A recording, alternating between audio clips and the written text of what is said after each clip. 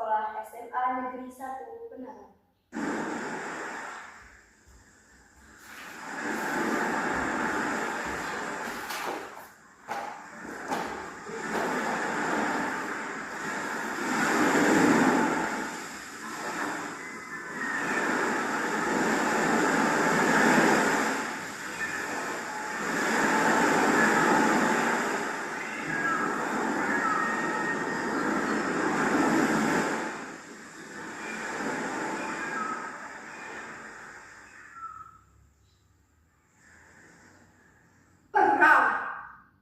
Sebuah kata yang bagi kita di sini terasa mengasyikkan.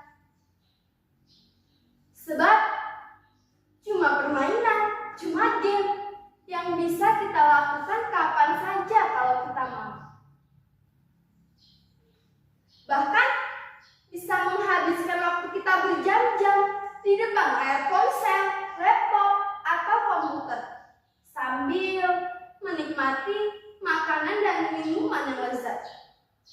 Sementara bagi saudara-saudara kita di Palestina, di Gaza,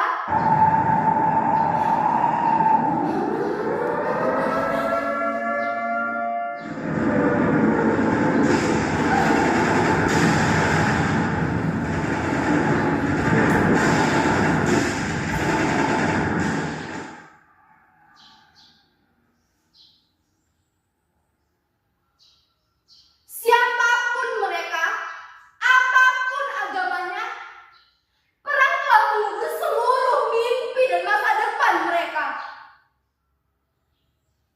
Sejak perang berkecamuk, belasan ribu anak-anak telah terkubur. Orang-orang dewasa telah mengubah dunia ini menjadi tempat yang menakutkan dan penuh ancaman. Bahkan sampai ke dunia virtual, dunia rekaan, ancaman itu tak berakhir.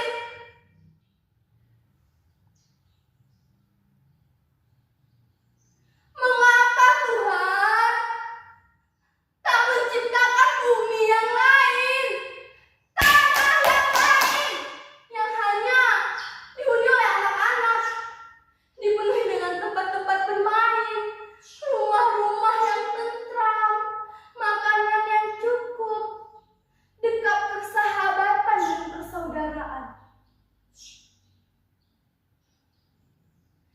Tak mengapa kalau Tuhan ingin menyertakan orang dewasa di sana, asalkan hati mereka sudah dilimpahi dengan cinta, bukan amarah, angkara, dan rasa kebencian terhadap sesama, supaya anak-anak tak tersakiti lagi. Ada yang menjaga mereka di malam-malam yang gelap. Ada yang memastikan mulut-mulut mungil itu tak lagi kelaparan dan kehausan.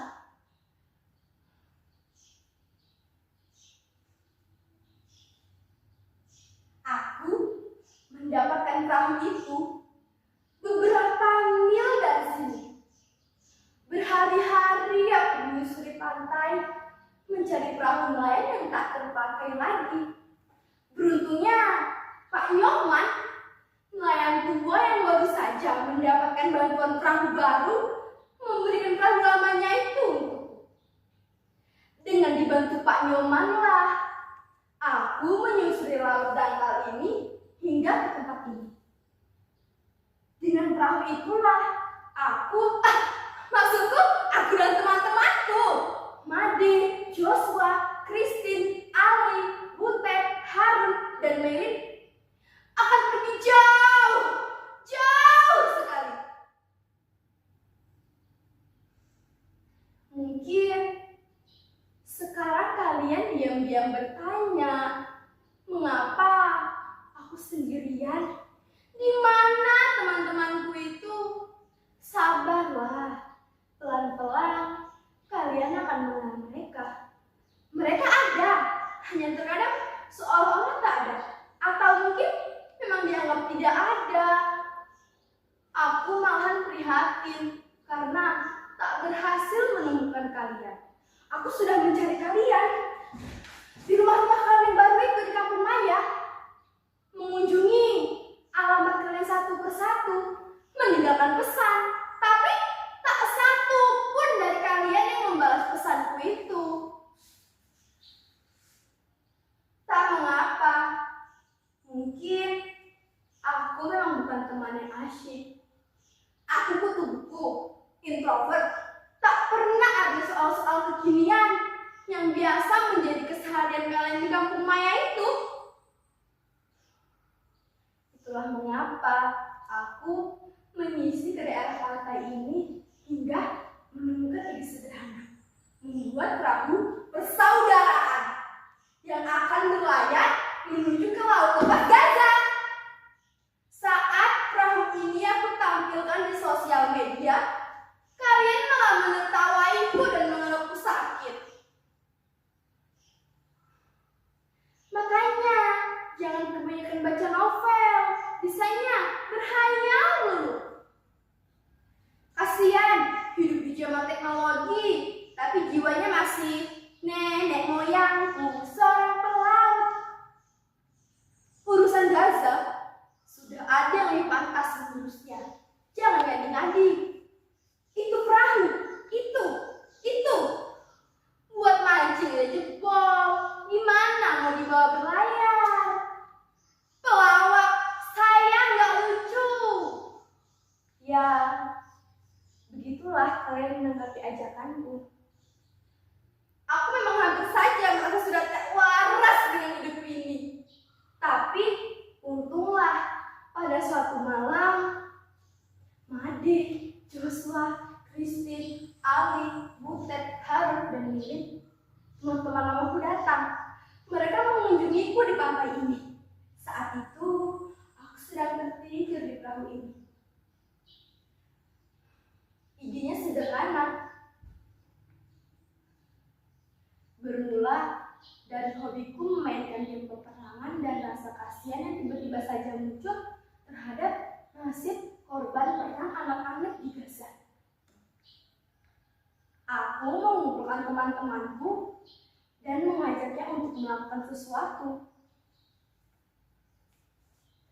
Hanya bagaimana kalau kita mengumpulkan dana atau bala atau pakaian atau apa saja selama 1 bulan, lalu kita bawa berlayar. Begitu kata Megan.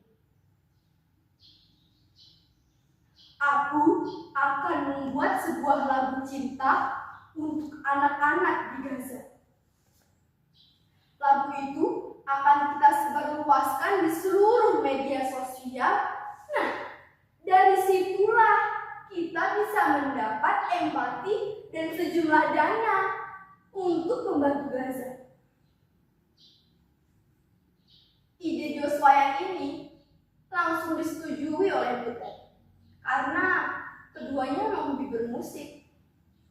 Lain lagi dengan Ali dan Harun.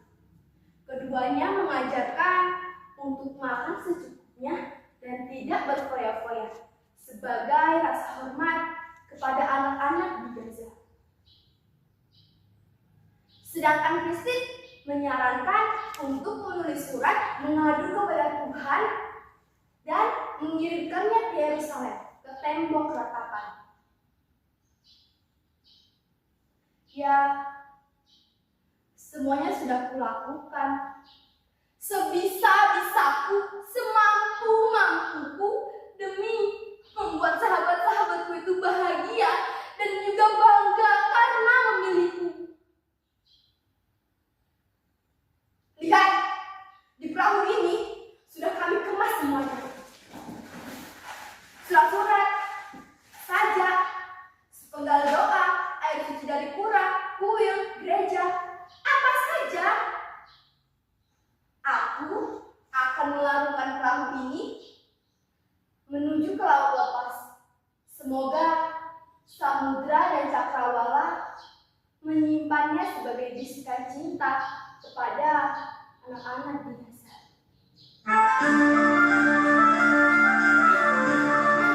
Made, kau sudah siap?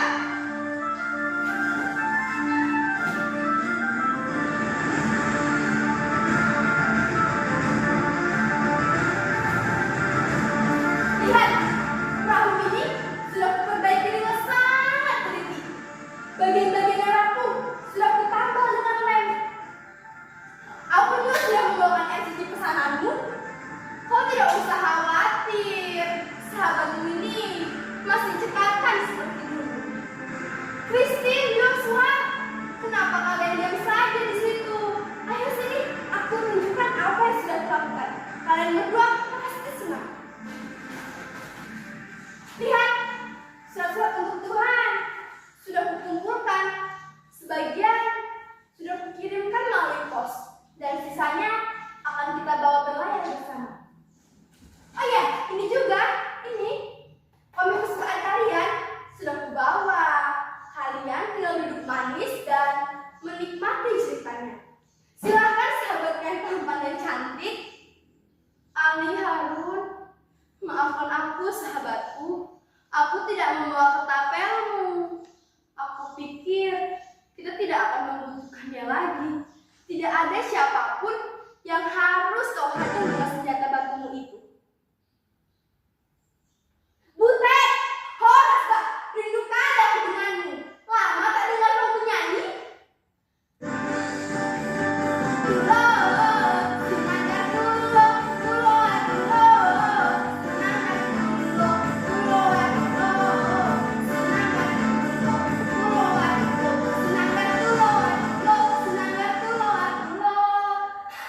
Kau masih saja berlagak seperti penyanyi rock and roll. Maylin, kenapa Maylin? Apa? Kau tidak jadi berlayar bersama kami? Kenapa Maylin? Lalu siapa yang akan mengatur keseharian kami?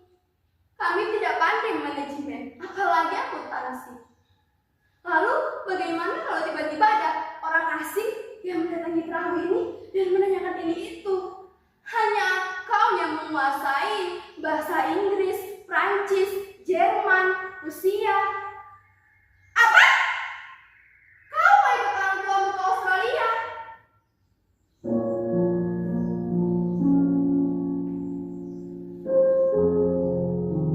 Maylin adalah sahabatku. Dia menghilang setelah terjadinya kerusuhan. Made mati karena leukemia.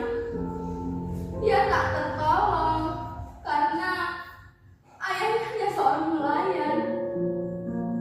Pak Nyoman yang memberikan perahu ini untukku. Butet, Butet juga sudah tidak ada. Dia menjadi korban saat terjadinya perkelahian antara dua orang di kota kami.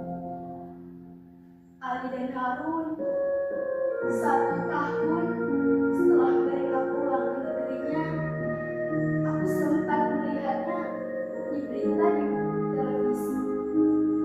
Keduanya tertembak di dada saat menghalang serdadu dengan ketapelnya.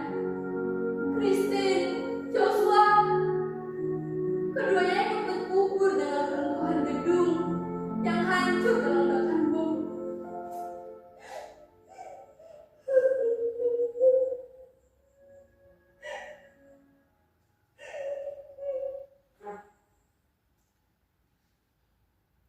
Ya, itulah mereka, sahabat-sahabatku, orang-orang yang mungkin tak akan pernah kalian kenal atau kalian anggap tak ada, tapi bagiku mereka ada. Mereka tetap hidup. Mereka tersimpan di selatan kolam. Dan sekarang, saat ini di Gaza, setiap jam atau setiap menit selalu ada anak-anak yang mati karena mortir, karena peluru, karena amarah,